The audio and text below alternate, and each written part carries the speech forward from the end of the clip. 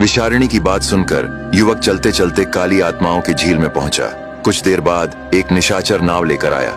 युवक उस पर सवार होकर आगे की यात्रा पर निकल पड़ा। थोड़ी ही देर में एक कौवा उड़ता हुआ आया। पिशाच ने उसे अपनी एक आंख दे दी और कौवा उसे लेकर उड़ गया। तभी अचानक झील का पानी चीरती हुई एक विशालकाय अंधकरणी ऊपर निकली।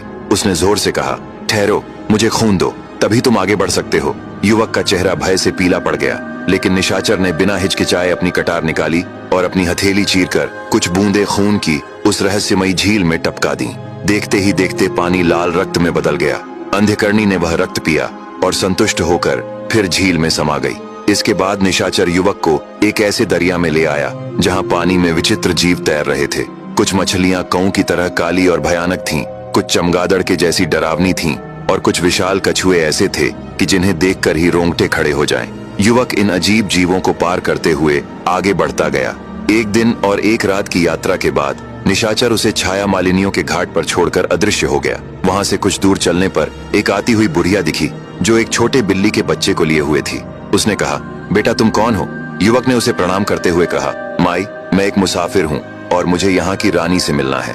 बुढ़िया बोली, बेटा मैं तुम्हारी जरूर मदद करूंगी, बल्कि मैं तुम्हें रानी तक ले जाऊंगी, पर जरा इस बिल्ली के बच्चे को थोड़ी देर संभाल लो, मैं नीचे के झरने से पानी पीकर आती हूँ। युवक ने उस नन्हे बिलाव शावक को करुणा सहित उठाया और उसे अपनी हथेलियों में थाम कर स्नेह से सहलाने लगा। तभी अचानक बारिश होने लगी। जैसे ही बारिश की पहली बूंद उस बिल्ली के बच्चे पर पड़ी, मानो कोई श्राप जाग गई हो। उसकी त्वचा पर काले धुएं की पतली सी परत उठी। कुछ ही क्षणों में उसका चेहरा विकृत होने लगा, आंखें लाल, दांत बाहर निकल आए और उसकी आवाज राक्षसी गुर्राहट में बदल गई। युवक यह देखकर हैरान रह गया।